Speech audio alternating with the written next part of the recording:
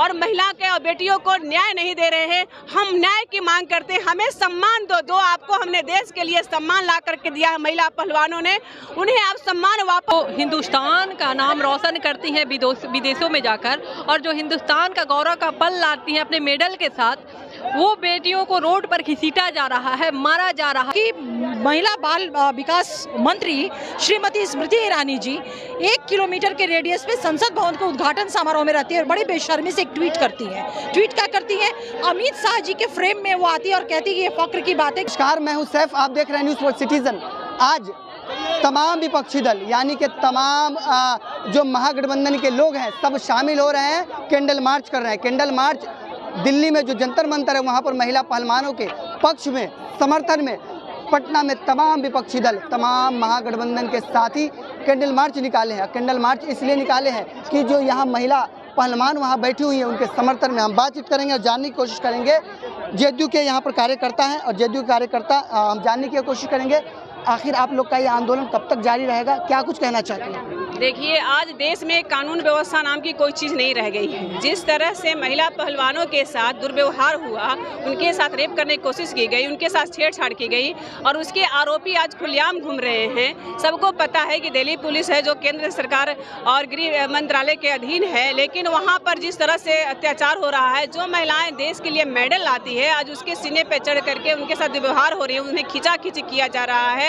उन्हें न्याय नहीं मिल रहा है, उनका FIR नहीं किया जा रहा है। इस तरह से दुर्व्यवहार करने के कारण आज पूरे देश की जनता आक्रोशित है, खास करके महिलाओं का जो आबादी का प्रतिनिधित्व करती हैं महिला पहलवानों, उनके साथ ऐसा दुर्व्यवहार हो रहा है। तो आज महिलाएं पूरे देश की दुखित है और यही कारण है कि आज हम लोग सड़कों पर उतरे हैं। जिस तरह से पूर्व के कालों में महाभारत में हस्तिनापुर में द्रौपदी के साथ चीरहरण किया गया था और धृतराष्ट्र बन करके चुपचाप देख रहे थे, वैसे ही आदरणीय नरेंद्र मोदी जी आज धृतराष्ट्र बन करके देख रहे हैं और महिला के और बेटियों को न्याय नहीं दे रहे हैं। हम न्याय की मांग करते हैं, हमें सम्मान दो आपको हमने देश के लिए सम्मान ला करके दिया है महिला पहलवानों ने, उन्हें आप सम्मान वापस दो, इज्जत दो। घर में अगर बेटी पढ़ाओ बेटी बचाओ आपने जो नारा दिया है उसे आप अमल करने का काम करो।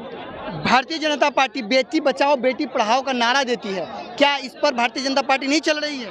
बिल्कुल नहीं, वो तो दिख रहा है ना, वो आपको आज हमारे पटना के सड़कों पे दिख रहा है, कहीं से वो नहीं चल रहा है। आज हम लोग जो हमारी दिल्ली की जो बेटी का जो हाल हुआ है, उस बेटी के साथ रेप करने की कोशिश की गई, ये कहाँ तक सही है? हम महिला बीजेपी में तो कहीं भी महफूज नहीं है। आप लोग को लीजिए, महिला कहा तो जा रहा है ना कि जांच किया जाएगा, जांच होगा, तो आप लोग इतना परेशान आखिर क्यों हो रही है? क्या जांच करना है? हमारी महिला के साथ तो बार बार यही चीज हो रहा है। दिल्ली में हमारी महिला बिल्कुल सुरक्षित नहीं है, वो कहीं से भी सुरक्षित नहीं, चाहे वो महिला हो या हमारी बेटियां हो। हमारी बेटियां बिहार से वहाँ पढ़ने जाती हैं, उनको मिलता क्या है? उनके 20 टुकड़े किए जाते हैं। कहाँ है वहाँ की प्रशासन? मैं ये क्वेश्चन करती हूँ आज आप मीडिया भाइयों से, कहाँ है हमारे दिल्ली देश का शहर का प्रशासन जहाँ की बेटी के 28 टुकड़े 22 टुकड़े किए जाते हैं? क्या कसूर है उनका? आज क्या कसूर था हमारी उस महिला का जिनके साथ ये दुर्व्यवहार किया गया और इसकी कोई जांच नहीं हो रही? हम लोग यही कहेंगे कि बेटियां वहाँ बिल्कुल। हुआ आपका? मैं रश्मि लता, जेडीयू प्रदेश में। एक बेटियों के साथ जो हिंदुस्तान का नाम रोशन करती हैं विदेशों में जाकर, और जो हिंदुस्तान का गौरव का पल लाती हैं अपने मेडल के साथ, वो बेटियों को रोड पर घसीटा जा रहा है, मारा जा रहा है रात के अंधेरे में, और आप आश्वासन दे रहे हैं कि हम जांच करेंगे। 3 महीने से जो बेटियां लगातार धरने पर बैठी हैं, देश की महिलाएं न्याय की गुहार लगा रही हैं, और आज तक मिला क्या? सिर्फ आश्वासन। क्या ये सरकार गूंगी बहरी बन गई है? और जिस सरकार में महिलाओं को सम्मान देने की बात की जाती है, जिस सरकार में बेटी बचाओ बेटी पढ़ाओ जैसा नारा देने का काम किया जाता है, उस सरकार में महिलाओं के साथ इस तरह से दुर्व्यवहार किया जा रहा है। तो मैं तो कहती हूँ कि 2024 में माननीय प्रधानमंत्री जी आप तैयार रहिए गद्दी छोड़ने के लिए, क्योंकि आपका बहुत मनमानी हो चुका है। और शायद वही वॉशिंग मशीन में जो है ब्रिजभूषण को भी रखा गया है, जो वॉशिंग मशीन में धुलते हैं ये लोग रेपिस्टों को और क्रिमिनलों को। जांच हो रही है फिर भी आप लोग सड़कों पर उतर गई हैं। नहीं, ये कह करके देश की जनता को वो मूर्ख नहीं बना सकते हैं। देश की जनता सारी बातों को समझती है। अरेस्टिंग क्या है, क्या मांग है उन हमारी बेटियों का, क्या मांग है देशवासियों का, उसकी गिरफ्तारी हो।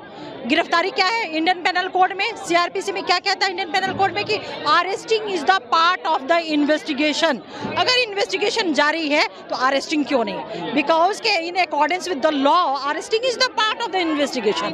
और गिरफ्तारी जब अन्वेषण का, जांच का पार्ट है तो फिर उसको क्यों अलग करके रखे हैं? देखिए, स्पष्ट सीधी सी बात है कि मोदी सरकार इन शब्दावलियों का इस्तेमाल करके देश की जनता को और बेटियों को बरगलाना चाहती है, लेकिन ऐसा नहीं हो सकता है। वो बेटियां न्याय की मांग कर रही हैं, महीनों से बैठी हुई हैं धरने पर। देश की महिला बाल विकास मंत्री श्रीमती स्मृति ईरानी जी 1 किलोमीटर के रेडियस पे संसद भवन के उद्घाटन समारोह में रहती है और बड़ी बेशर्मी से एक ट्वीट करती है। ट्वीट क्या करती है? अमित शाह जी के फ्रेम में वो आती है और कहती है ये फक्र की बात है कि मैं इनके फ्रेम में हूँ। और बतौर मंत्री 1.5 किलोमीटर के रेडियस में बेटियों के साथ उस दिन दुर्व्यवहार होता है। वो बहुत शांतिपूर्ण ढंग से अपनी मांगों को रख रही थी। तो ये कह करके आप नहीं मूर्ख बना सकते, नहीं बरगला सकते कि जांच चल रहा है। जब जांच चल रहा है तो गिरफ्तारी हो जानी चाहिए थी in accordance with the law. चलिए, बहुत बहुत शुक्रिया। तो हमारे साथ थी जेडीयू प्रवक्ता अंजुम महाराज जी और तमाम जेडीयू के कार्यकर्ता। ये आप देख पा रहे होंगे कि पटना के सड़कों पर किस तरह से कैंडल मार्च निकाला गया है और कैंडल मार्च निकाल करके जो महिला पहलवान जो वहां पर बैठी हुई हैं उनके समर्थन में तमाम महिलागण सड़कों पर उतरी हैं। कैमरामैन जैकी के साथ सैफ की रिपोर्ट, पटना।